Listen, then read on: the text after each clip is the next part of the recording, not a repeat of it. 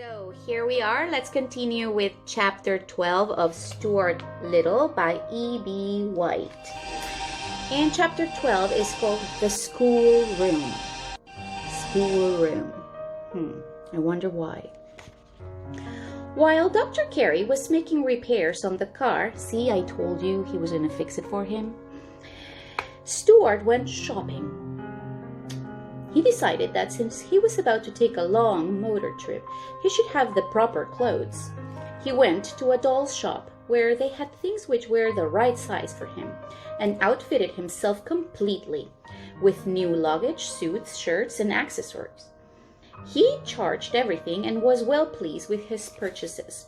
That night, he slept at the doctor's apartment.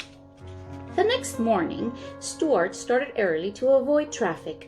He thought it would be a good idea to get out on the road before there were too many cars and trucks. He drove through Central Park to 110th Street, then over to the West Side Highway, then north to the Sawmill River Parkway. The car ran beautifully, and although people were inclined to stare at him, Stuart didn't mind. He was very careful not to press that button, which had caused so much trouble the day before. He made up his mind that he would never use that button again. I wouldn't use it either. Just as the sun was coming up, Stuart saw a man seated in thought by the side of the road. Stuart steered his car alongside, stopped, and put his head out. "You're worried about something, aren't you?" asked Stuart. "Oh, yes, I am," said the man, who was tall and mild. "Can I help you in any way?" asked Stuart in a friendly voice. The man shook his head. "It's an impossible situation, I guess," he replied. "You see, I am the superintendent of schools in this town." "That's not an impossible situation," said Stuart. "It's bad, but it's not impossible." "Well," continued the man, "I've always got problems that I can't solve. Today, for instance, one of my teachers is sick. Miss Gunderson, her name is. She teaches number 7 school. I've got to find a substitute for her, a teacher who will take her place." "What's the matter with her?" asked Stuart. "Oh, I don't know exactly, the doctor says. She may have rhinestones?" Replied the superintendent. "But can't you find another teacher?" asked Stuart. "No, that's the trouble. There's nobody in this town who knows anything. No spare teachers, no anything. School is supposed to begin in an hour." "Oh, I will be glad to take Miss Gunderson's place for a day if you would like," suggested Stuart, agreeable. "Oh dear, Stuart is going to teach." The superintendent of schools looked up. "Really?" "Oh, certainly," said Stuart. "I'd be glad to." He opened the door of the little cart and stepped out. Walking around to the rear, he opened the baggage compartment and took out his suitcase. "If I am to conduct a class in a schoolroom, I'd better take off these motoring tugs and get into something more suitable," he said. Stuart climbed the bank, went into the bushes, and was back in a few minutes wearing a pepper and salt jacket, all-striped trousers, a windsurred high, and spectacles. He folded his other clothes and packed them away in the suitcase. "Do you think you can maintain discipline?" asked the superintendent. "Of course I can," replied Stuart. "I'll make the work interesting and the discipline will take care of itself. Don't worry about me." The man thanked him and they shook hands. At 9:15, the scholars had gathered in school number 7. When they missed Miss Gunderson and word got round that there would be a substitute, they were delighted. "A substitute!" somebody whispered. Whispered, "A substitute." Somebody whispered to somebody else, "A substitute, a substitute, a substitute, yes, a substitute." The news traveled fast, and soon everyone in the schoolroom knew that they were all to have a rest from Miss Gunderson. I guess they don't like her very much. for at least a day, and we're going to have the wonderful experience of being taught by a strange teacher whom nobody had ever seen before. Stuart arrived at 9. He parked his car briskly at the door of the school, stalked boldly into the room, found a yardstick leaning against Miss Gunderson's desk, and climbed hand over hand to the top. There he found an inkwell, a pointer, some pens and pencils, a bottle of ink, some chalk, a bell, 2 hairpins, and 3 or 4 books in a pile. Stuart scrambled nimbly up to the top of the stack of books and jumped for the button of the bell. Ding, ding, ding! His weight was enough to make it ring, and Stuart promptly slid down, walked to the front of the desk, and said, "Let me have your attention, please." The boys and girls crowded around the desk to look at the substitute. Everyone talked at once, and they seemed to be very much pleased. The girls giggled, and the boys laughed, and everyone's eyes lit up with excitement to see such a small, good-looking teacher, so appropriately dressed. "Let me have your attention, please," repeated Stuart. "As you know, Miss Gunderson is sick, and I am taking her place." "What's the matter with her?" asked Roy Hart eagerly. "Vitamin trouble," replied Stuart. "She took vitamin D when she needed A, she took B when she was short of C, and her system became overloaded with riboflavin, thiamine, hydrochloride, and even with pyridoxine, the need for which in human nutrition has not been established. Let it be a lesson for all of us." He glared fiercely at the children, and they made no more inquiries about Miss Gunderson.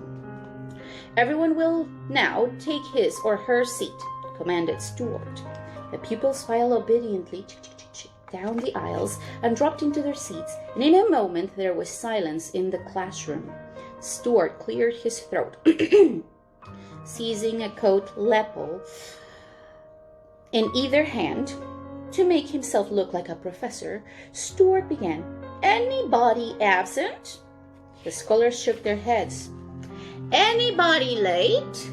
They shook their heads. "Very well," said Stuart. "What's the first subject that you usually take in the morning?" "Arithmetic," shouted the children. "Oh, bother arithmetic," snapped Stuart. "Let's skip it." There were wild shouts of enthusiasm at this suggestion. Everyone in the class seemed perfectly willing to skip arithmetic for one morning. "What next do you study?" asked Stuart. "Spelling," cried the children. "Well," said Stuart, "a misspelled word is an abomination in the sight of everyone. I consider it a very fine thing to spell words correctly, and I strongly urge every one of you to buy a Webster's Collegiate Dictionary and consult it whenever you are in the slightest doubt. So much for spelling. What's next?" The scholars were just as pleased to be let out of spelling as they were about arithmetic, and they shouted for joy, and everybody looked at everybody else and laughed and waved handkerchiefs and rulers, and some of the boys threw spitballs at some of the girls. Stuart had to climb onto the pile of books again and dive for the bell to restore order. Ding, ding, ding, ding, ding. "What's next? What's next?" he repeated. "Writing," cried the scholars. "Goodness," said Stuart in disgust. "Don't you children know how to write yet?" "Oh, certainly we do," yelled one and all. "So much for that, then," said Stuart. "Social studies come next," cried Elizabeth Gardner eagerly. "Social studies? Never heard of them," said Stuart. "Instead of taking up any special subject this morning, why wouldn't it be a good idea if we just talked about something?" The scholars glanced around at each other in expectancy. "Could we talk about the way it feels to hold a snake in your hand and then it winds itself around your wrist?" asked Arthur Greenlaw. "We could, but I'd rather not," replied Stuart. "Could we talk about sin and vice?" pleaded Lydia Lacy. "Nope," said Stuart. "Try again." Could we talk about the fat woman at the circus and she had hair all over her chin? Begged Isidore Feinberg reminiscently. No, said Stuart. I'll tell you. Let's talk about the king of the world. He looked all around the room, hopefully to see how children liked the idea. There isn't any king of the world, said Harry Jameson, in disgust. What's the diff, said Stuart. There ought to be one. Kings are old-fashioned, said Harry. Well, all right then, let's talk about the chairman of the world. The world gets into a lot of trouble because it has no chairman. I would like to be the chairman of the world myself. You're too small, said Mary Bendix. Oh, fish feathers, said Stuart. Size has nothing to do with it. It's temperament and ability that count. The chairman has to have ability and he must know what's important. How many of you know what's important? Up went all the hands of every student. Oh, very good, said Stuart, cocking one leg across the other and shoving his hands in his pockets of his jacket. Henry Rackmeyer, you tell us what is important then. A shaft of sunlight at the end of the dark afternoon, a note in music, and the way the back of a baby's neck smells if its mother keeps it tidy, answered Henry. Correct, said Stuart. Those are the important things. You forgot one thing, though. Mary Bendix, what did Henry Rackmeyer forget? He forgot ice cream with chocolate sauce on it, said Mary quickly. Exactly, said Stuart. Ice cream is very important. Well now, if I am going to be chairman of the world this morning, we've got to have some rules. Otherwise, it will be too confusing with everyone running every which way and helping himself to things and nobody behaving. We've got to have some laws if we are going to play this game. Can anybody suggest any good laws for the world? Albert Fernstorm raised his hand. Don't eat mushrooms. They might be toadstools, suggested Albert. That's not a law, said Stuart. That's merely a bit of friendly advice. Very good advice, Albert, but advice and law are not the same. Law is much more solemn than advice. Law is extremely solemn. Anybody else think of a law for the world? Nixon swiping anything? Suggested John Poldowski solemnly. Oh, very good, said Stuart. Good law. Never poison anything but rats, said Anthony Brindisi. That's no good, said Stuart. It's unfair to rats. Our law has to be fair to everybody. Anthony looked sulky. But rats are unfair to us, he said. Rats are objectionable. I know they are, said Stuart. But from a rat's point of view, poison is objectionable. A chairman has to see all sides to a problem. Have you got a rat's point of view? Asked Anthony. You look a little bit like a rat. No, replied Stuart. I have more the point of view of a mouse, which is very, very different. I see things whole. It's obvious to me that rats are underprivileged. They've never been able to get out in the open. Rats don't like the open, said Agnes Bericka. That's because whenever they come out, somebody sucks them. Rats might like the open if they were allowed to use it. Any other ideas of laws? Agnes Bericka raised her hand. There ought to be a law against fighting. Oh, impractical, said Stuart. Men like to fight, but you are getting warm, Agnes.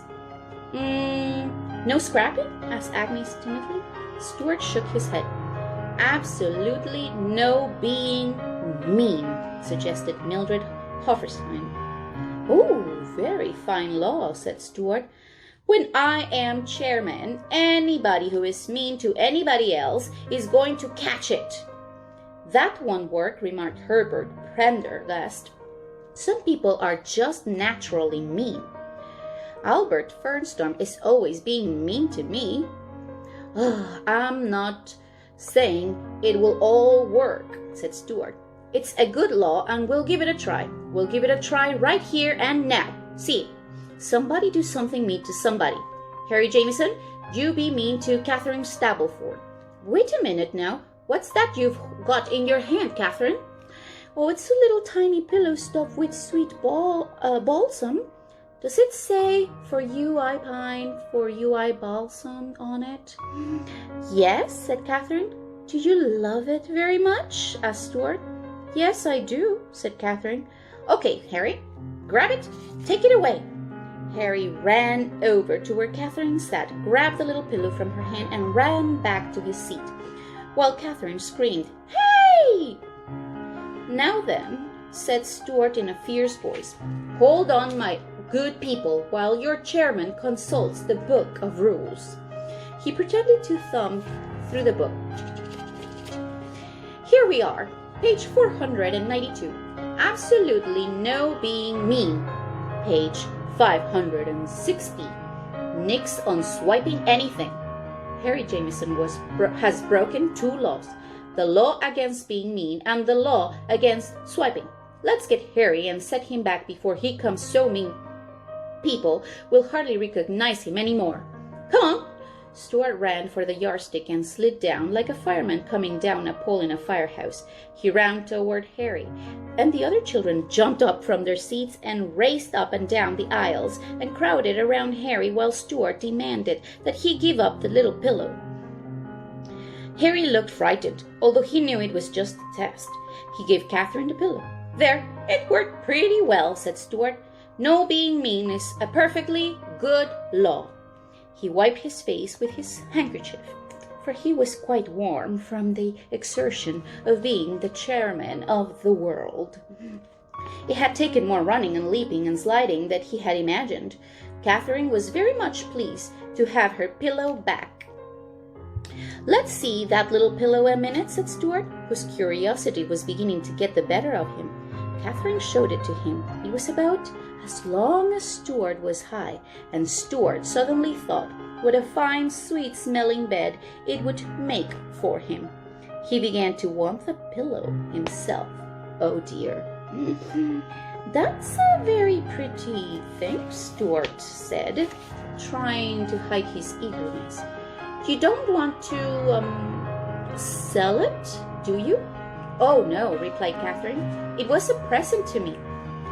I suppose it was given to you by a boy you met at Lake Hopatcong last summer, and it reminds you of him," murmured Stuart dreamingly. "Yes, it was." "Yes, it was," said Catherine, blushing. "Ah," said Stuart, "summers are wonderful." "Aren't they, Catherine?" "Yes, and last summer was the most wonderful summer I have ever had in all my life." "I can imagine," replied Stuart.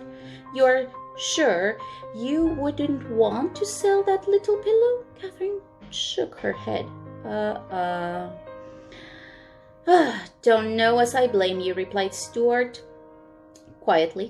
"Summertime is important. It's like a shaft of sunlight." "Or a note in music," said Elizabeth Akeson. "Or the way the back of a baby's neck smells if its mother keeps it tidy," said Marilyn Roberts. Stuart sighed. "Never forget your summer times, my dears," he said. "Well, I've got to be getting along. It's been a pleasure to know you all. Class is dismissed." Stuart strode rapidly to the door, climbed into the car, and with a final wave of the hand, drove off into a northerly direction, while the children raced alongside and screamed, "Goodbye! Goodbye! Goodbye!" They all wished they could have a substitute every day instead of Miss Gunderson. End of chapter 12. The Schoolroom. Bye, guys.